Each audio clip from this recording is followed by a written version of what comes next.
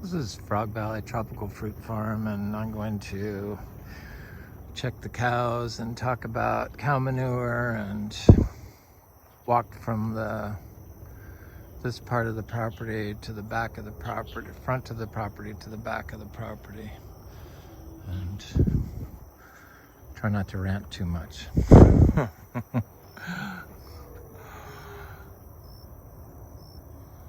Totally freaking amazing here. It's so beautiful. This is our cow pastures, donkey pastures. It's like 4 acres that's just not planted out yet, but you can plant trees in there, or I'm going to plant trees in there. The mangoes are kicking it. It's our little mini moose. So you can sell cow manure and compost and not pay taxes on it. It's considered fertilizer. Hi, Uma, you little darling angel. Hi, Carnation. She's gonna have a baby in January on the left. The bull and the other pregnant heifer laying down still. I'll leave them alone. This barn is to withstand 185 mile per hour winds, supposedly, so she is so pretty. She turns white in the summer with orange highlights, and then she turns like charcoal colored in the winter with the more orange. Stunning.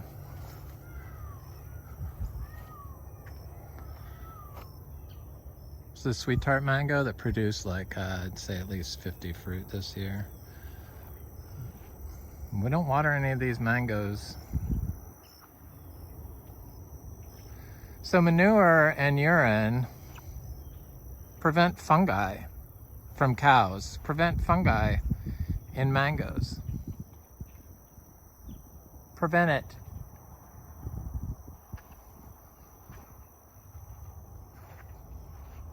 It's a preventative.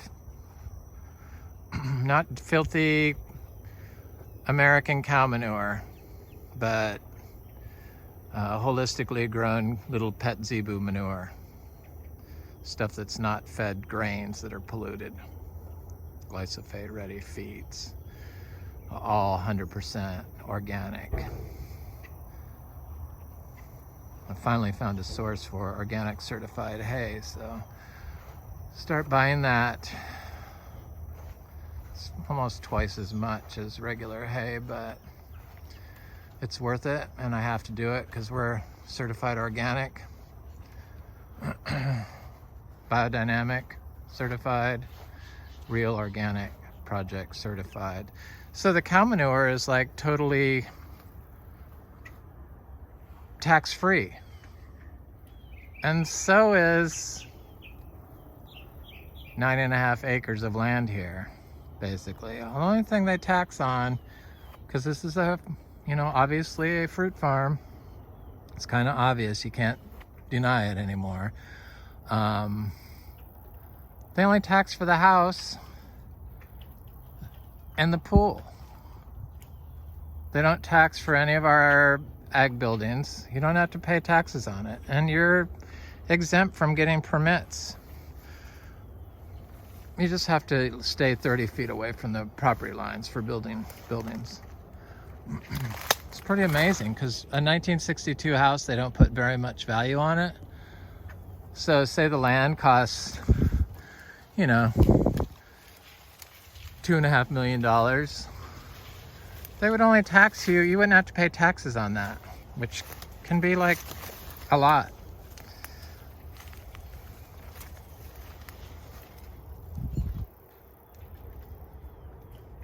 So you only have to pay taxes on the 1962 house and the pool, which is usually, for our house, it's like under $400,000. That's the beauty of agriculture in Florida. And if you can get and eat fruit and plants from it, I what is that? That's like $2,500 a month you don't have to pay. Or like $2,000 a month you don't have to pay for sure. So this little, I noticed when the jackfruit and now I'm seeing it in these, it looks like there's lots of latex. When the latex starts leaking, it means they're gonna be ripe. Is that some sort of bug in there? No. No. This fruit, I imagine, has 4 seeds in it. And then we got a little fruit here that looks like it's got a little ways to go. Because you know, this flowered 3 times this year. This is just the first time it ever set fruit. So it probably has a super long crop of multiple fruitings. I'm sure consistent with how the guava grows here. We don't have bugs in our guavas. When you focus on the soil health and the biology that grows into the plant, you don't get the bugs. That's how it works.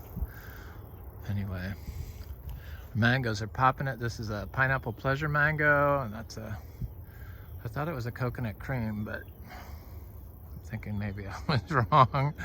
That's a sweet tart. We have about 30 sweet tart mangoes. It's my favorite mango. That's a little sugar loaf right here. I should look at that jackfruit while I'm over here. Just to be safe.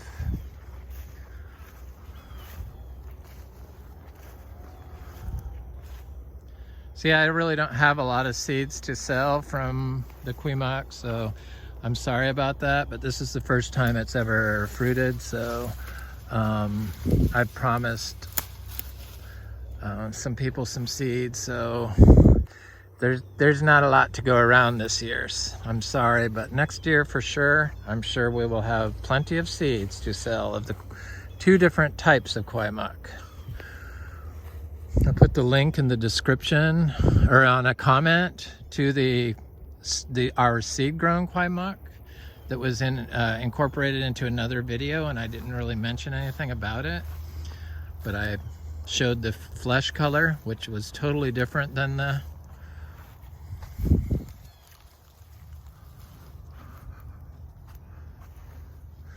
I never mentioned this, but all our seed grown sugar apples, you know, they're kind of everywhere in here.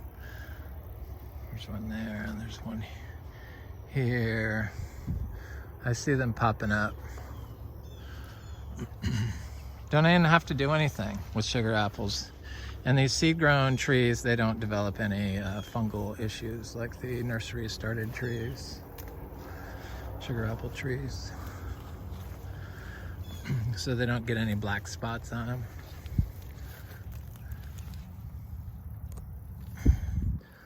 It's looking good. That's a pretty big 2 fruits there. This little tiny tree, I mean, look at this little tiny tree. I can almost reach my fingers around it. So it's like this big. Had 8 fruit on it. And at first I didn't know how to pick when it was ripe, but I think I have it down. It's pretty easy, hard to screw up.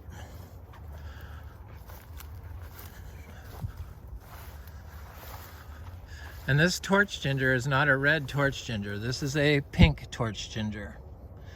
So I'm looking to see if the flower was, yeah, the flower's still there. Maybe it turns more reddish when it's starting to dry out, but that's it. It's like on its way out. I didn't cut that one. Pink with red tips, I guess. It's like a Valentine's color. It's beautiful. Beautiful, beautiful, beautiful. I really don't sell plants or rhizomes. I have made exceptions. Not plants, but rhizomes to cuttings. But we're not a nursery, so I don't sell plants. I don't want to sell plants. I don't have no desire to do that. Crap and zebus and hay, that's what we're gonna be about. spreading the good word of organic farming. Okay. In Florida, because it's so freaking easy. Really, I mean, forget what you know and just get some zebus and plant the plants, get seeds. This is getting pretty close to ripening. So, this delightful sapote, something chewed on the tip. I'm sure they didn't like it because they didn't come back for more, so I gotta watch that. You can pick those early, not, you know, as soon as they change, like probably tomorrow maybe, and they'll ripen up in the house, and that's what I suggest, because otherwise they won't really have good texture or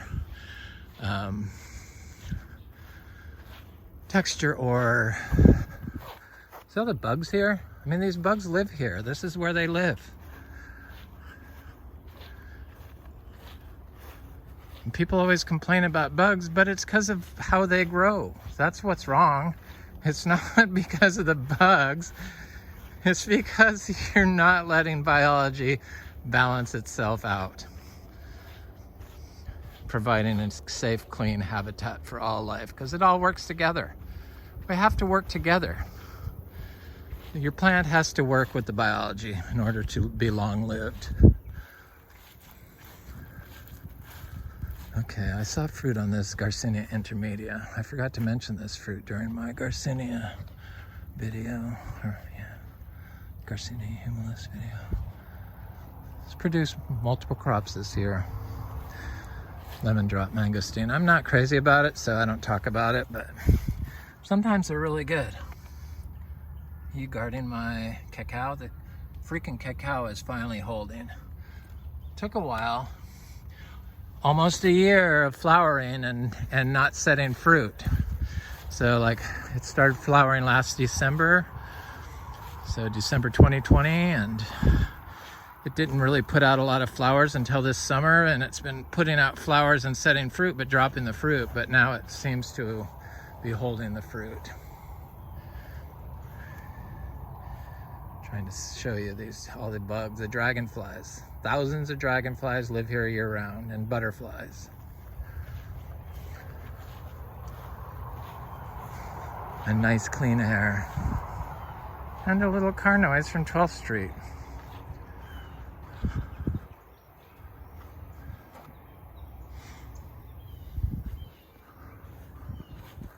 Guess I should check that guava, because I know it had fruit on it that was maturing. I'm on the mission to go to the back of the property, so I want to look at the mangoes. So people have all these issues with mangoes, and then they tell you they know how to grow them, and they tell you you don't know how to grow them. They tell people you don't know how to grow them, and they stick to these old methods that have proven to be destructive to Florida and the world, and doesn't fix the problem, just creates more problems.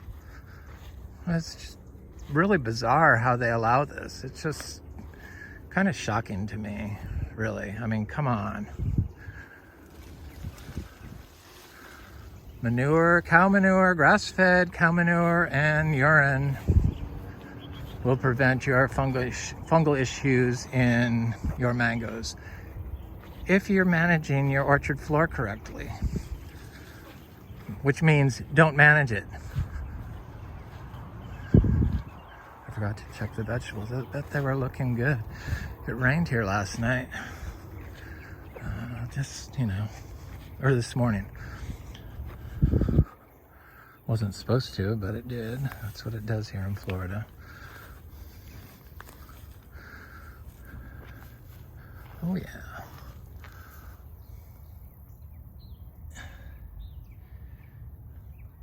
Lots of greens, lots of radishes. I got all these little plots everywhere along my trail. Don't have to water them.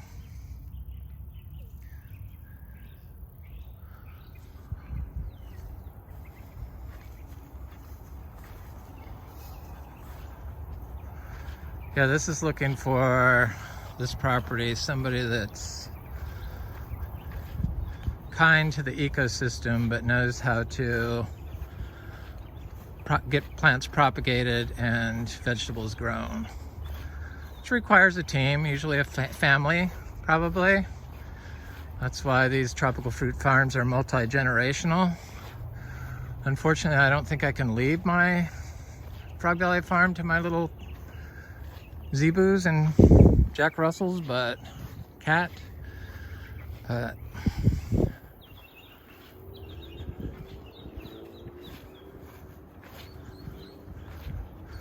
This one's done been planted.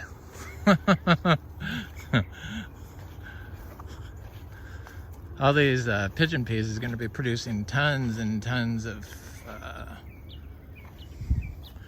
peas soon. And the katuk, I have a row of katuk along here. I need to like do it all the way along the path, so you can eat katuk the whole way and harvest katuk the whole way.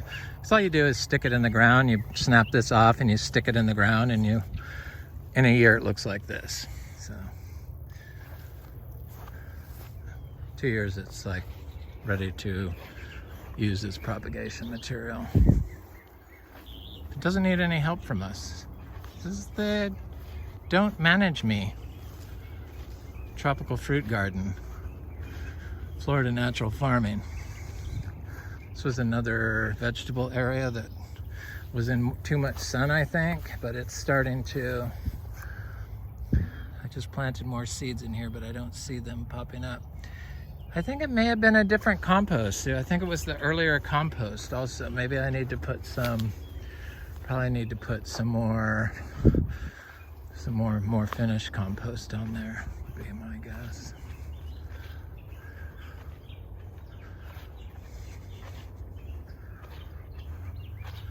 The little trees, you know, the little cashews planted with the white sapote, they seem to be doing good.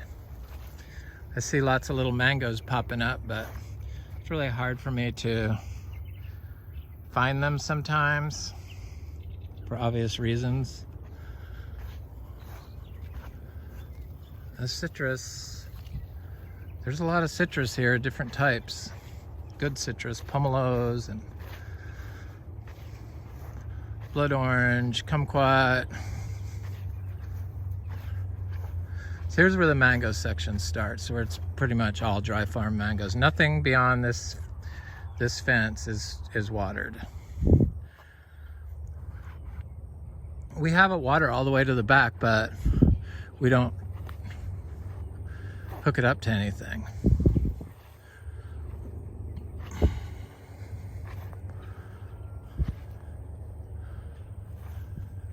It's all artesian, you know, you don't have to pump it. It's just, it comes out of the ground non-stop, like 60 gallons a minute.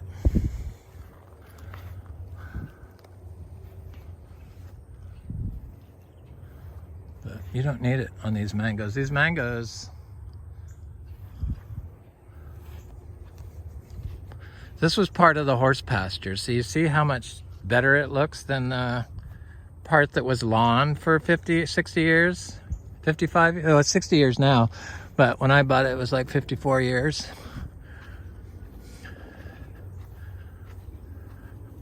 Except for this area, which used to be a flood area. So the water would stand like in the weeds, like 10 inches deep, and from here down to about the tree line, where the tree crosses the path down there. It's cotton candy mango and sweet tart mangoes, buttercream mangoes, pretty much. This all is in here.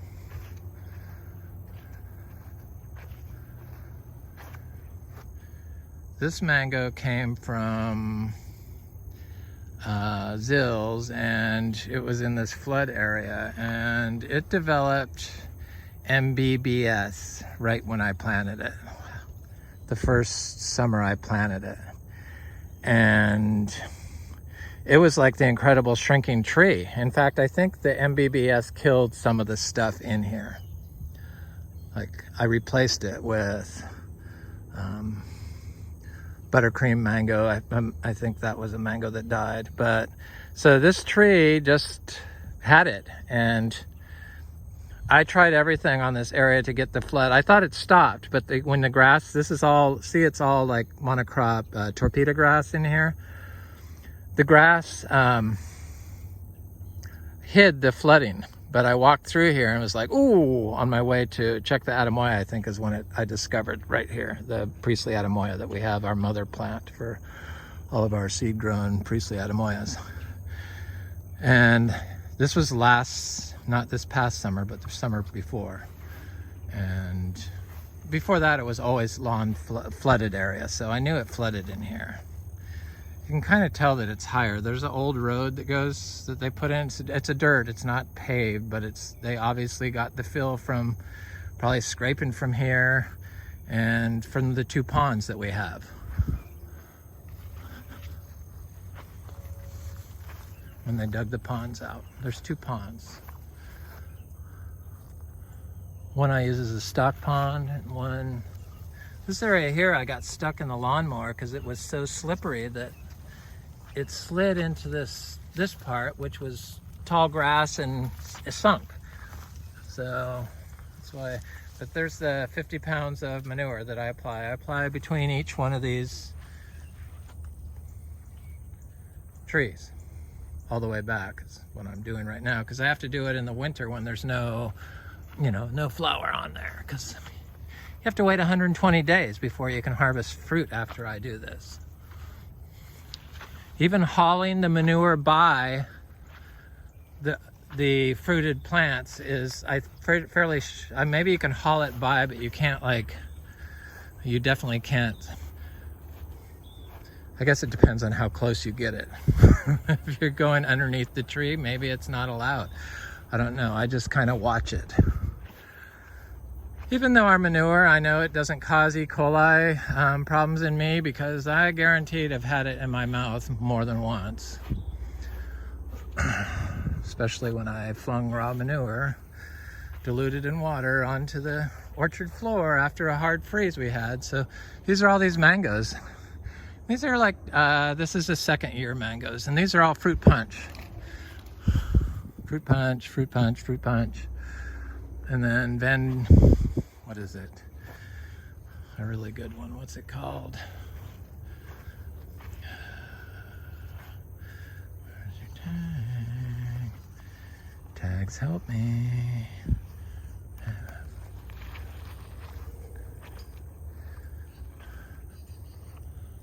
You gotta watch these tags when you buy the trees to make sure they don't choke the tree. So there's Valkyria.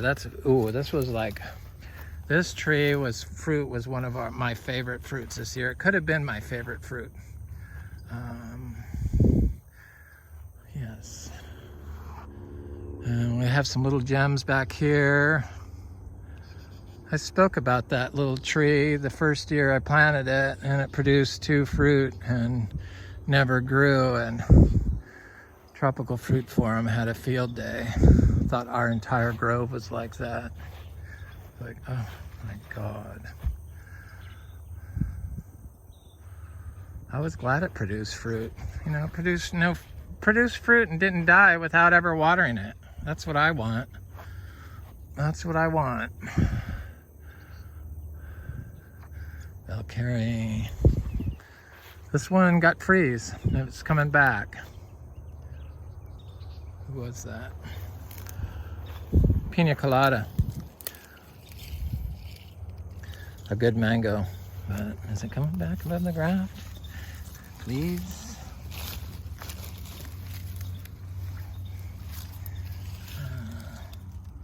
Doesn't look like it. That part doesn't anyway. Maybe, yeah, it is.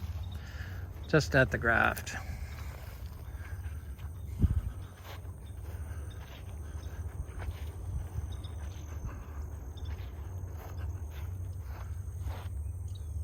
Mangoes didn't want to grow in competition with these pine trees, because these pine trees weren't here. This was all lawn, or pasture. It was like they would mow it. So it was basically lawn pasture. So that's what they do here. They mow the pastures. They mow them right now. going into winter. It's like, I don't know where they learned to do that, but they all do it. I'm the only one that doesn't.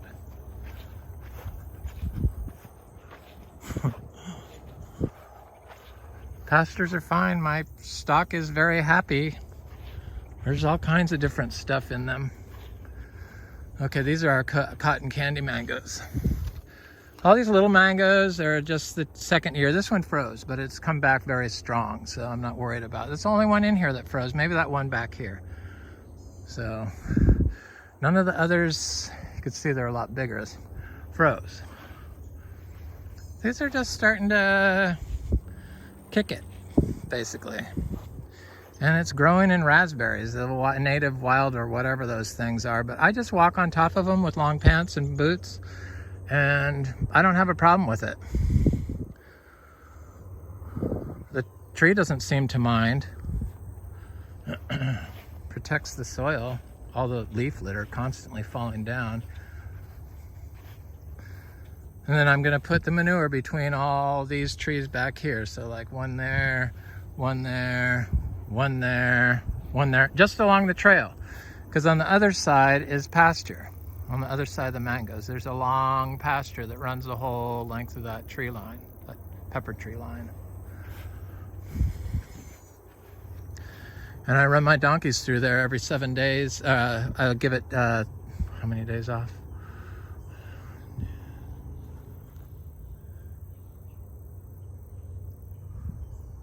28 days off, 7 days on. They're on it right now. Done with hot wire.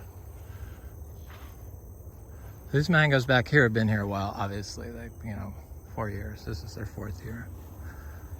It's the first mangoes I planted back here. They produce good. This is one that I didn't want. I did not. Bleh. This is a freeze-drying mango. What is it called? What is this one? I did not like it. Thank God I only have 5. It's before I knew. I just kind of guessed. I obviously guessed wrong. I mean, it's not horrible. It has good flavor. People want them because the flavor is really good, but I detect any skin, any of that scraping sound when I bite into it on the little trees. Who says you can't? Trees don't like to grow in this. I mean, there you go. In torpedo grass.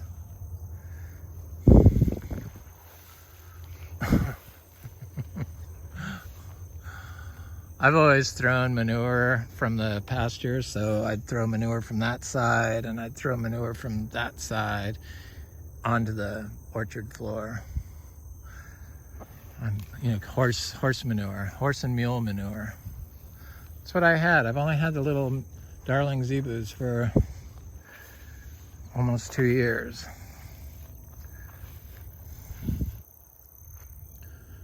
I had no idea about the zebus. What tree is that? I can't remember the name. Imagine that. I remember how they how they taste. I know that. That's a carry. This is a ice cream mango. The ice cream mangoes were also excellent top choice mangoes this year, and we got 2 crops off of them. So gotta love a tree that'll give you 2 crops a year. This is Lancettia. We have one of these. It was good. I liked it. It was huge. It's a dwarf tree. I see that some of the I've seen mangoes coming up back here, but I also saw that there's cashews coming up. I planted stuff all through here, achacha seeds and mango seeds and cashew seeds and lots of stuff. I planted the achacha mainly in the inside the pasture in these the achacha seeds in the Caesar weed. I mean, look at how beautiful that looks. I just can't believe people can't appreciate that. See all those flowers? It's like, I mean, it's stunning. Of course, Caesar weed, I'm sure you could turn into a cash crop because it's good for your health as a tea.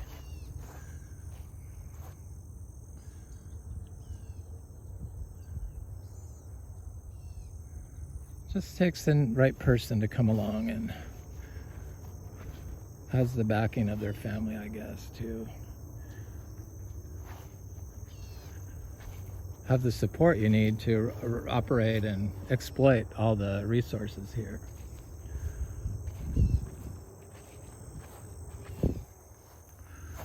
Some more cashews. Where are they? Come here, cashew. Here it is. That's how they grow. They grow up right. Trees grow right through the grass. And this is going to be the, it's the cow manure bedding, and so it's urine, manure, and hay, and kiln-dried pine shavings, all organically approved input.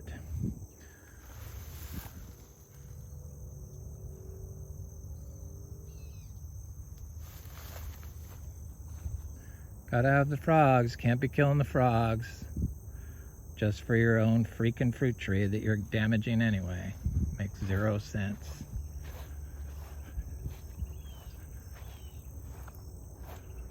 We don't have fungal issues here. We get them when we buy them from the nursery, and the trees outgrow them. That's how it works.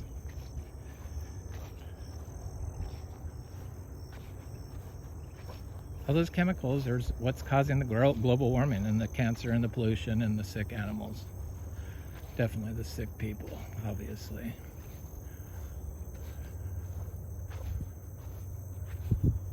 So this is pasture. There's 4 pastures right here. No, 3. Is it 3? It's 3 pastures, so it's 21 days rest. Oops. That's right, I had the other pastures where the cows were. I had that into 3 pastures too. But I need to get the permanent fencing up so the cows can come back here. I do ugly fencing though, that's the problem. Do I really want to do that? I'm not a good fencer. It's hard to get labor here. Here's the ice cream mangoes.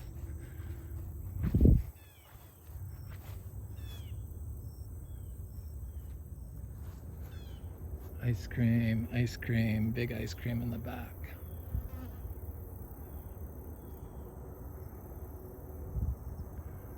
I haven't planted any stuff in between all these trees, but guaranteed it's a area rich spot to put sugar apple seeds and more cashews, and probably closer to the mangoes, some garcinias, shade loving fruit tree seeds.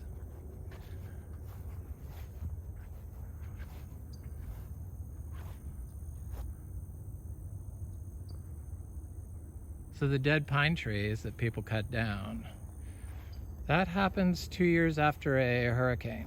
So they die because they get shaken so much, and that's just what happens. That's what that dead tree is there. And then they stand like that forever, and woodpeckers and shorebirds and eagles and hawks, they all land on that. And wood ducks, if there's a pond near there, move into the woodpecker nest. It's just incredible habitat for Florida's species, but people cut them down. My cows have never got hurt by anything falling off the tree. They like to go over there. The cows like to go over there and lick the wood. So all that stuff that both my neighbors would burn all that, cut it down and burn it. Anyway, I just did a close-up on the house. That's the house roof in the distance. This is Frog Valley Tropical Fruit Farm. I hope you have a good day.